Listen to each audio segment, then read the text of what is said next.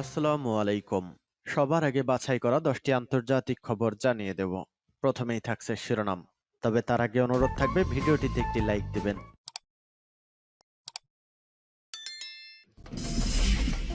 সংবাদের শুরুতেই জানিয়ে দিব আন্তর্জাতিক অঙ্গনের সর্বশেষ আপডেট সংবাদ। পূর্বাঞ্চলে একদিনে ৩৫ বার সংঘাতে জড়ালো রাশিয়া ইউক্রেন। এরপর জানিয়ে দিব ন্যাটো যুদ্ধ বন্ধ করুক, আমরা প্রস্তুত, রাশিয়ারই হুঁশিয়ারি। এরপর জানিয়ে দিব ইসরায়েলে ঢুকে সামরিক ঘাঁটি স্থাপন করছে হিজবুল্লাহ। এরপর থাকছে ইউক্রেনে পাঠানো অস্ত্রের মূল্য বাড়িয়ে ধরেছে যুক্তরাষ্ট্র। এবং জানিয়ে দিব সর্বশেষ শিরোনাম, এখনো উদ্ধার হয়নি টাইটান, হাতে আছে ৩০ ঘন্টা। এতক্ষণ শুনছিলেন সংবাদ শিরোনাম, এখন শুনবেন সংবাদের বিস্তারিত। তো বন্ধুদের কাছে রিকোয়েস্ট হলো এই ভিডিওতে একটা লাইক দিবেন, আর ভালো লাগলে অবশ্যই বন্ধুদের মাঝে শেয়ার করে দিবেন। পূর্বাঞ্চলে একদিনে ৩৫ বার সংঘর্ষে জড়ালো রাশিয়া ইউক্রেন। রুশ বাহিনীর বিরুদ্ধে ইউক্রেনের পূর্ব ও দক্ষিণ অঞ্চলে পাল্টা আক্রমণ চলছে কিয়েভে। ইউক্রেনের সশস্ত্র বাহিনীর এক শীর্ষ কর্মকর্তা জানিয়েছে সোমবার পূর্বাঞ্চলে ৩৫ বার সংঘাতে জড়িয়েছিল উভয় পক্ষ। তিনি বলেছেন দোনেতস্কের লাইমান, বাকমুত, আবদিভগা ও মারিস্কা এলাকায় নজর রাখছে রাশিয়া। আগের দিন ইরানের তৈরি ৩৫টি শাহেদ ড্রোন নিয়ে ইউক্রেনে হামলা চালালে ৩২টি ধ্বংস করে দেওয়া হয়। ইউক্রেনীয় সেনা ও বসতিতে ৭২টির বেশি বিমান হামলা চালানোর পাশাপাশি একাধিক রকেট সিস্টেম থেকে ৩৬ বার হামলা চালানোর খবর পাওয়া গেছে। আহত হয়েছেন বেসামরিক মানুষ। তবে রুশ বাহিনী খেরসনের দক্ষিণ ও জাপোরোজিয়া অঞ্চলে কিছুটা প্রতিরক্ষামূলক অবস্থানে রয়েছে বলে দাবি করছে ইউক্রেন। পাল্টা আক্রমণের পর ছোট ছোট অগ্রগতি অর্জন করেছে দেশটি। এখনো পর্যন্ত ৮টির বেশি গ্রাম পুনরুদ্ধার করেছে কিয়েভ। এদিকে দখলকৃত ইউক্রেনের ক্রিমিয়া উপদ্বীপে ক্ষেপণাস্ত্র হামলার পরিকল্পনা করছে কিয়েভ। দীর্ঘ পাল্লার মার্কিন হিমার্স ও ব্রিটেনের স্টার্ম শ্যাডো ক্রুজ ক্ষেপণাস্ত্র ব্যবহার করে ইউক্রেন এসব হামলার পরিকল্পনা করছে বলে দাবি রাশিয়ার। মঙ্গলবার এমন দাবি করেছেন রুশ প্রতিরক্ষা মন্ত্রী সের্গেই শুইগু। ন্যাটো জোট বন্ধ করুক, আমরা প্রস্তুত, রাশিয়ার হুঁশিয়ারি। ন্যাটো জোট বন্ধ করুক, আমরা প্রস্তুত বলে হুঁশিয়ারি দিয়েছেন রাশিয়ার পররাষ্ট্রমন্ত্রী সের্গেই ল্যাভরভ। তিনি বলেছেন ইউক্রেনে ন্যাটো জোটের বিরুদ্ধে যুদ্ধে চালিয়ে যাওয়ার জন্য মস্কো প্রস্তুত। কয়েকদিন আগে ইউক্রেনের ক্ষয়ক্ষতি সত্ত্বেও সংঘাত বন্ধ করার যে কোনো পদক্ষেপ প্রত্যাখ্যান করেছিলেন ন্যাটোর মহাসচিব ইয়েন্স স্টোলটেনবার্গ। এরপর রুশ পররাষ্ট্রমন্ত্রী এই বক্তব্য দিলেন। জার্মানির ওয়েল্ট এম সোনট্যাগের সাথে এক সাক্ষাৎকারে স্টোলটেনবার্গ ঘোষণা করেছিলেন যে শান্তি মানে সংঘাত স্থগিত করা এবং রাশিয়ার বেঁধে দেওয়া নির্ধারিত চুক্তি মেনে নেওয়া নয়। স্টোলটেনবার্গ ওই সাক্ষাৎকারে আরো বলেন শুধুমাত্র ইউক্রেনেই গ্রহণযোগ্য শর্তগুলো ঠিক করে দিতে পারে। রাশিয়ার বাহিনীকে সংঘাত পূর্ববর্তী সীমানায় ফেরত পাঠানোর বিষয়ে প্রতিশ্রুতি ব্যক্ত করেছে কিয়েভ সরকার। স্টোলটেনবার্গের কথা মূলত তারই প্রতিধ্বনি। ল্যাভরভ বলেন স্টোলটেনবার্গের মাধ্যমে ন্যাটো জোট যদি আগের মতো আবারও ঘোষণা করে যে তারা যুদ্ধ বন্ধের বিরুদ্ধে, তাহলে বুঝতে হবে তারা যুদ্ধ চায়। ঠিক আছে, তাহলে তাদেরকে যুদ্ধ করতে দিন এবং এর জন্য আমরা প্রস্তুত। ইউক্রেনকে ঘিরে ন্যাটো জোটের লক্ষ্য আমরা অনেক আগেই বুঝতে পেরেছি। এই লক্ষ্য তারা বহু বছর আগেই ঠিক করেছে। রাশিয়ার কর্মকর্তারা দীর্ঘদিন থেকে আমেরিকা এবং তার ন্যাটো মিত্রদেরকে কিয়েভকে অস্ত্র সরবরাহ করার জন্য অভিযুক্ত করে আসছে। রুশ কর্মকর্তা বলেছেন এসব অস্ত্র সরবরাহ করে তারা ইউক্রেনকে রাশিয়ার বিরুদ্ধে যুদ্ধে লেলিয়ে দিয়েছে। রাশিয়ার প্রেসিডেন্ট ভ্লাদিমির পুতিন সম্প্রতি এই সংঘাতকে পুরো পশ্চিমা জগতের বিরুদ্ধে রাশিয়ার সেনাদের যুদ্ধ বলে উল্লেখ করেছেন। সের্গেই ল্যাভরভ মূলত প্রেসিডেন্ট পুতিনের সেই মনোভাবকেই নতুন করে তুলে ধরলেন। ইসরায়েলে ঢুকে সামরিক ঘাঁটি স্থাপন করছে হিজবুল্লাহ। লেবাননের সশস্ত্র সংগঠন হিজবুল্লাহ ইসরায়েলের সীমানার ভিতরে সামরিক তাঁবু স্থাপন করেছে। বুধবার সকালে ইসরায়েলি সরকারি গণমাধ্যম এই খবর প্রকাশ করেছে। জেরুজালেম পোস্টের খবর অনুসারে ইসরায়েলি সেনাবাহিনী সরকারি গণমাধ্যম জানিয়েছে বিষয়টি সম্পর্কে তারা অবগত এবং প্রাসঙ্গিক কর্তৃপক্ষের সঙ্গে যৌথভাবে বিষয়টি নিয়ে কাজ করছে। সেই কর্তৃপক্ষ হলো লেবাননে থাকা জাতিসংঘের সেনাবাহিনী এবং জাতিসংঘ।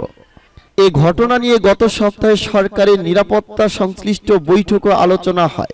ওই সভায় বলা হয়, হিজবুল্লাহ সন্ত্রাসীরা হারদোব সীমান্ত অতিক্রম করছে। ইসরায়েলি সীমানার ভেতরে তারা 2টি তাঁবু স্থাপন করছে। ওই তাঁবুতে 3 থেকে 8 জন সশস্ত্র ব্যক্তি রয়েছে।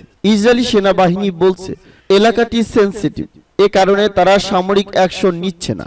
তবে তারা ভিন্ন কৌশল অবলম্বন করে তাদেরকে সরিয়ে দেওয়ার চেষ্টা করছে, কিন্তু তাতে কাজ হয়নি। 2006 সালের জুলাই ইসরায়েল ও লেবাননের মধ্যে যুদ্ধ শুরু হয়। টানা 33 দিনের যুদ্ধে লেবাননের 1200 মানুষ নিহত হয়। তাদের বেশিরভাগই ছিল বেসামরিক লোকজন। অন্যদিকে ইসরায়েলি পক্ষে নিহত হয় 160 জন। পরে জাতিসংঘের মধ্যস্থতায় একই বছরে 14 আগস্ট যুদ্ধবিরতি হয়। ইউক্রেনে পাঠানো অস্ত্রের মূল্য বাড়িয়ে ধরছে যুক্তরাষ্ট্র।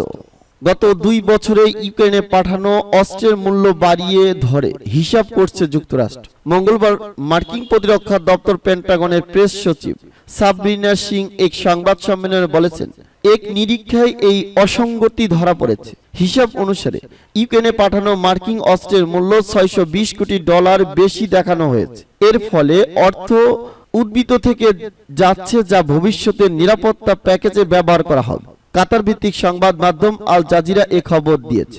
সাবরিনা সিং বলেন, উল্লেখ্য ক্ষেত্রে সরঞ্জাম মূল্য বাড়িয়ে ধরা হয়েছে। 2022-2023 অর্থ বছরে সম্মিলিতভাবে মোট অস্ত্র সহযোগিতার মূল্য হয়েছে $620 কোটি বেশি উল্লেখ করা হয়েছে। প্রেস সচিব জোর দিয়ে বলেছেন, হিসাবের এই ভুলের কারণে ইউক্রেনকে দেওয়া মার্কিন সহযোগিতার প্রভাব ফেলবে না। হিসাবে ভুলের কারণে এখন মার্কিন প্রতিরক্ষা মন্ত্রণালয়ের কাছে অতিরিক্ত অর্থ রয়েছে, যা ইউক্রেনকে সামরিক সহায়তায় ব্যবহার করা হবে। এমন সময় হিসাবের এই ভুল সামনে আসলো যখন রাশিয়ার বিরুদ্ধে পাল্টা আক্রমণ শুরু করছে ইউক্রেন।